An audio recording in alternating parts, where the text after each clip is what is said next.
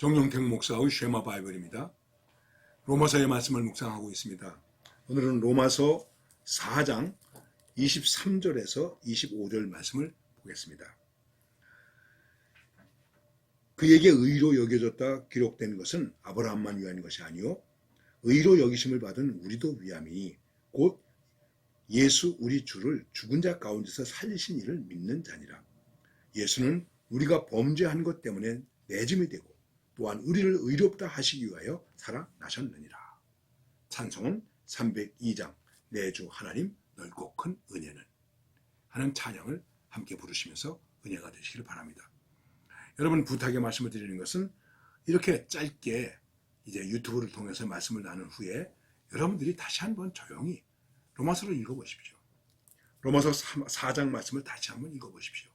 로마서 4장은 우리가 믿음으로 의로워졌다는 것이 무엇이냐 하는 것을 아브라함을 본보기로 해서 설명해주고 있는 것입니다. 그래서 아브라함에게 대해서도 뭐라고 말씀했냐면, 그러므로 그것이 즉 믿음이 그에게 의로 여겨졌느니라. 그에게 의로 여겨졌다 기록된 것은 아브라함만을 위한 것이 아니다. 그게 아브라함만을 위한 것이 아니고 오늘 우리를 위한 것이라는 말씀이죠. 이를 위해서 말씀하고 있습니다. 의로 여기심을 받은 우리도 위함이니 우리도 의로 여기심을 받은 사람입니다. 아브라함만이 아니라 우리를 위해서도 그렇게 말씀하셨고 이 일을 위해서 예수 우리 주를 죽은 자 가운데서 살리신 이를 믿는 자니라. 우리가 누구를 믿습니까? 예수 그리스도를 죽은 자 가운데서 살리신 하나님을 믿는 것입니다. 이 믿음을 가진 사람은 의로 여기심을 받는 믿음의 사람들입니다. 말씀합니다. 예수는 우리가 범죄한 것 때문에 내줌이 되고 또한 우리를 의롭다 하시기 위하여 살아나셨느니라. 얼마나 귀한 말씀입니까? 누가 이런 말을 하고 있습니까? 여기서 우리가 종교의 어떤 우월성을 가지고 얘기하는 것이 아닙니다. 종교의 목적이 무엇입니까? 인간을 구원하는 것입니다. 인간을 어디에서 구원해야 됩니까? 가난에서, 질병에서, 포로된 곳에서, 억압받는 데서 구원해내야 되겠죠. 그러나 가장 중요한 것은 죄에서 구원시키는 것입니다. 어떠한 종교도 죄에서 인간을 구원한다는 그런 종교는 없습니다. 그리고 죄에서 인간을 구원하기 위해서 자기를 내어줬다. 자기를 죽게 했다. 어디에 가서 그런 이야기를 듣습니까? 이게 성경의 말씀이에요. 이게 하나님의 말씀이에요.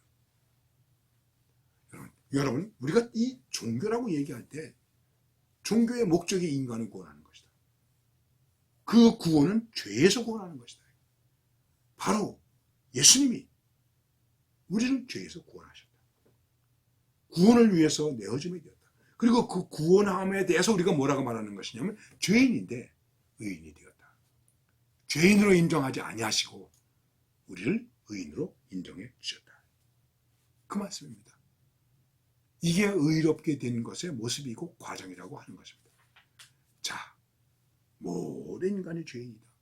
어떤 것으로도 이 죄에서 인간을 구원할 수 없다. 의로워야만이 구원 얻을 수 있다. 이것을 구원할 수 있는 한 의가 나타났다.